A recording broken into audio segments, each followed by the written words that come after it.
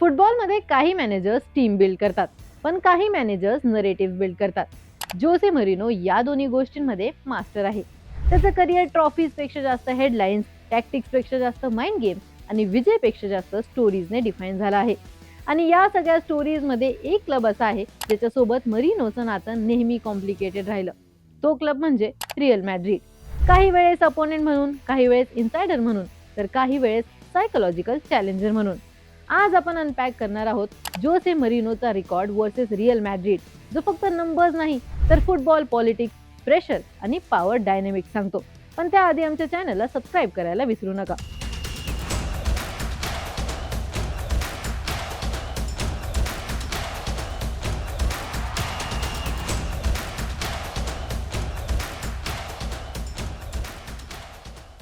जोसे मरिनोची real Madrid सोबतची journey थोडी unique आहे, कारण त्याच्या करिअरमध्ये रिअल मॅड्रिड फक्त अपोनेंट नव्हती, तर एका काळी त्याचा स्वतःचा क्लब पण होता.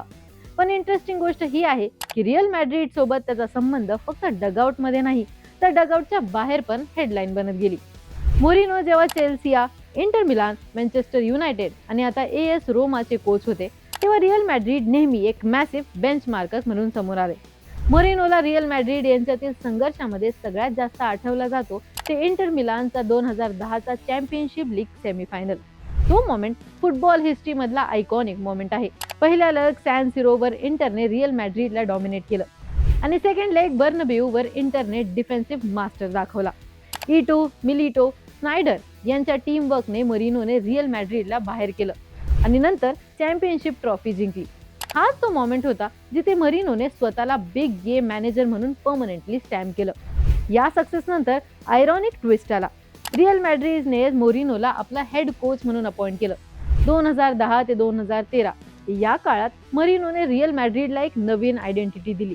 हाय intensity pressing, lethal counter attack आणि क्रिस्टियानो रोनाल्डोचा पीक फेज आणि बार्सेलोना सोबत लेजेंडरी क्लासिक बॅटल.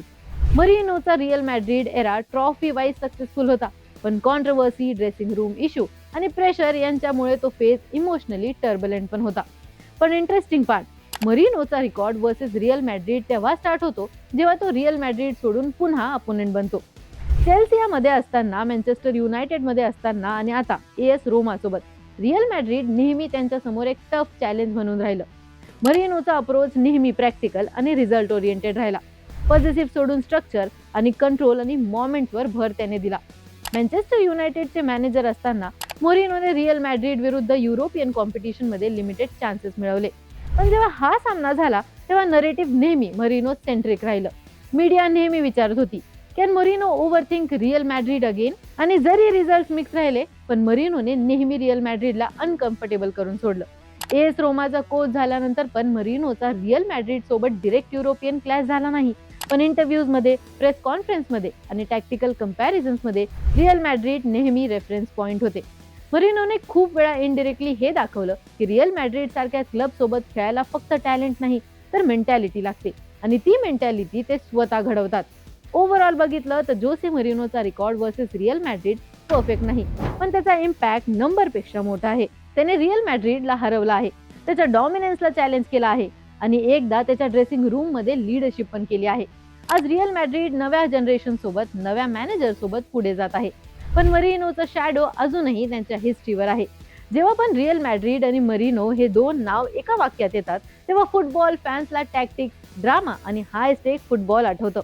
तुमच्या मते मरिनोने रिअल मॅड्रिड सोबत फक्त मॅचेस जिंकले की त्याने एक माइंडसेट पण चेंज केला? काय वाटतं हे आम्हाला कमेंट्समध्ये नक्की कळवा आणि अशाच क्रीडाविषयक ट्रेंडिंग अपडेटसाठी एजीसी स्पोर्ट्सला सबस्क्राईब करायला विसरू नका.